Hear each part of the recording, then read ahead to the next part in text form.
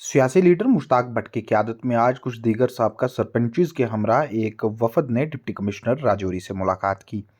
इस वफद में शामिल लोगों ने डिप्टी कमिश्नर के आगे कुछ एक मसाइल रखे, जिनमें राजौरी में ऑटो रिक्शाज व ई रिक्शाज के दरमियान चल रहा तनाज़ा व प्राइवेट स्कूल्स की तरफ से ली जा रही फीस का मामला था।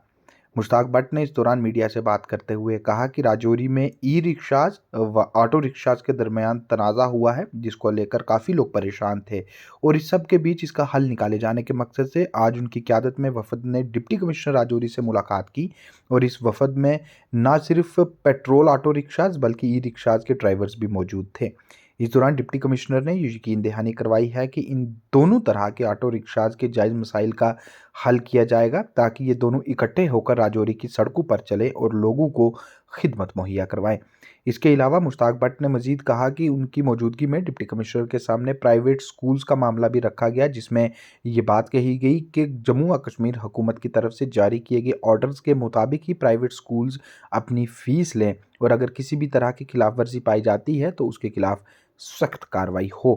देखिएगा कि हमने नाम सुना था डीसी राजौरी का कि एक बहुत बड़े होनेस्ट और ईमानदार हैं, लोगों को टाइम देते हैं, लेकिन आज हमें उनसे मिलके ये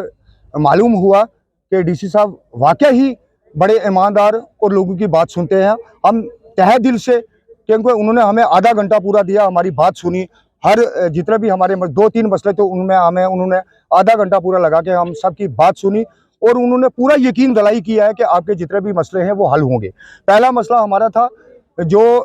एजुकेशन के मतलब था, जो डायरेक्टर साहब ने एक ऑर्डर निकाला था कि अकेडमीज में वन टाइम एडमिशन होगी, एक ही टाइम एडमिशन होगी और एनुअल चार्जेस वो नहीं किए जाएंगे। उसके लिए डीसी साहब ने बोल दिया कि मैं इसके लिए कमेटी पूरी बैठाऊंगा और सीईओ साहब को बोल दूंगा कि एक ही बार जो एडमिशन है वो एक ही बार होगी, बार बार एडमिशन नहीं होगी। जो एक्स्ट्रा चार्जेस कर रहे हैं उसके ऊपर पूरा बैन लगाया जाएगा। और मैं तमाम वालिदीन से ये भी कहूंगा कि आप जो भी एडमिशन करा रहे हैं वो आप एक्स्ट्रा चार्जेस मत दीजिए, क्योंकि डीसी साहब ने खुद कह दिया कि मैं खुद विजिट करूंगा और इस किस्म के लोग जो एक्स्ट्रा चार्जेस नाम से ले रहे हैं पैसे, उनके जितने भी ये लाइसेंस है, जो परमिट है, जो एकेडमी चला रहे हैं, इनके पास जो सिस्टम है उसको बंद किया जाएगा और उनके ऊपर पूरी कार्रवाई की जाएगी। इसके लिए हम शुक्रगुजार हैं। दूसरा हमारा यहाँ पे ऑटो स्टैंड का एक मसला था, ई रिक्शा